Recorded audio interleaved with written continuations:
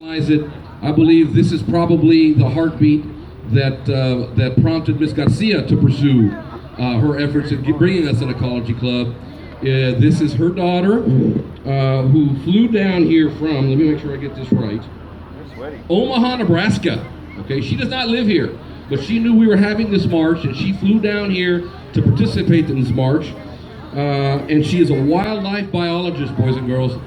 A pretty cool type of an occupation.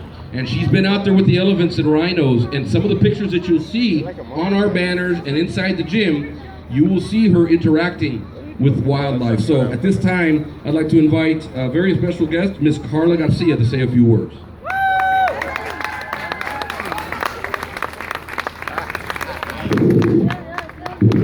Hi everyone. I want to personally thank every single one of you guys for coming out here today to really help raise awareness of some of the crises that elephants and rhinos and pretty much every wildlife species here on this planet is currently facing today.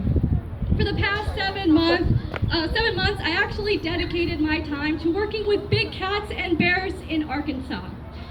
There, I really understood the problems that we are facing here in the United States alone. I saw a lot of hurt from these animals, and I really understood the importance of education by doing guided tours every single day to the public that came to visit. Every day I worked with animals that came from really horrendous conditions. I worked with cats that were used for target practice, where they were constantly shot by guns for the majority of their life. I worked with cats that lived in small cages where they weren't able to develop their body parts, and every time they would attempt to stand up, they would shake and fall. It is really difficult to really understand what these animals go through unless you really look them in the eyes and see their story. Right now, there are more tigers living in the state of Texas than there are left in the wild. There are only 3,000 tigers left, and it is said that within 20 years, tigers can go extinct. It's really sad to think about that there are 10,000 tigers living inside the United States, and only 6% of them are in accredited zoos and sanctuaries. The majority of tigers right now are privately owned as pets.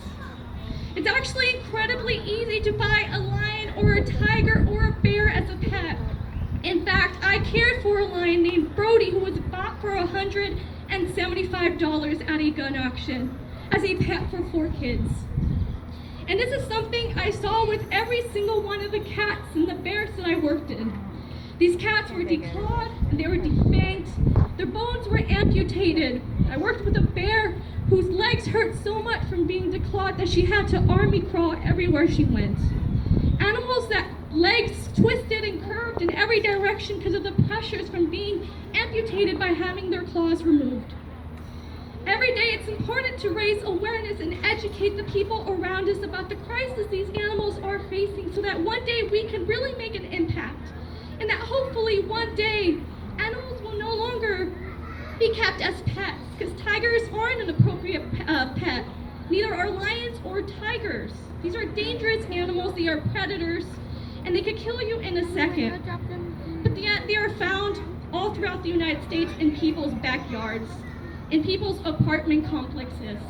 People take them out in the public with a leash to walk them around, unaware of the dangers they're providing to the public. I really do appreciate you guys coming out here today, and I hope you really understand the message that we're spreading here. And I hope you guys use this information and spread it to your friends and family. Because the goal here is that one day, lions and tigers and elephants and rhinos no longer have to be rescued. We will no longer need sanctuaries to rescue these animals, because finally we could bring an end to the exotic pet trade. So thank you very much for being out here. And if you guys have any questions of the work that I've done, please feel free to ask. I'll be around this area, and I'm more than happy to answer any of your questions in regards to all the places that I've worked at. Thank you.